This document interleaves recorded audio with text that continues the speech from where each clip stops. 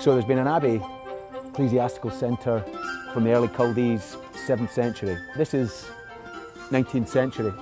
The Heirloom audio production team have come to Scotland. They're about to record the G.A. Henty novel In Freedom's Cause, which tells the story of Scottish heroes William Wallace and Robert the Bruce. In order to understand what made these heroes great, the production team are visiting the sites where Wallace and Bruce lived, died, and most importantly, fought the English. We're taking a tour of the abbey where the body of Robert the Bruce is buried, and this is significant to our project. Robert the Bruce died in 1329. He died in a place called Cardross, which is through the west coast of Scotland next to Dumbarton.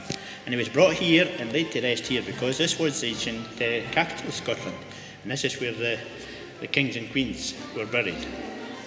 He died in his bed of natural causes. He was a fighter all his days, and he died at the age of 55.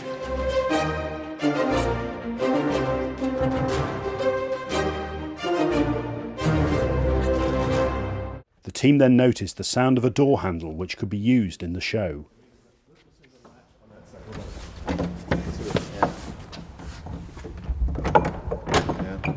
It does have a nice squeak to it. Yeah.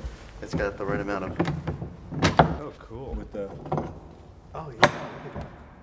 I almost think that's more like a realistic castle latch than... That's cool. Sound recordist Rob Jorgensen is then given the task of recording the sound. He has to have absolute silence for the sound effect to work.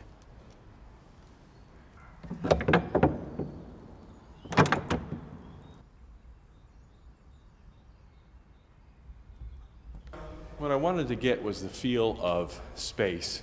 So you notice when I was dropping the door handle, I would wait and allow the sound to ring out completely.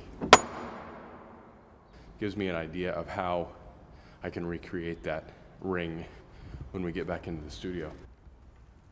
But also, I found a squeak point in the door, and I wanted to get a couple of different squeaks so that you can use that for opens and closes. And then I was using a lot of latches because that allows me to get the actors to have some movement when they're next to a door.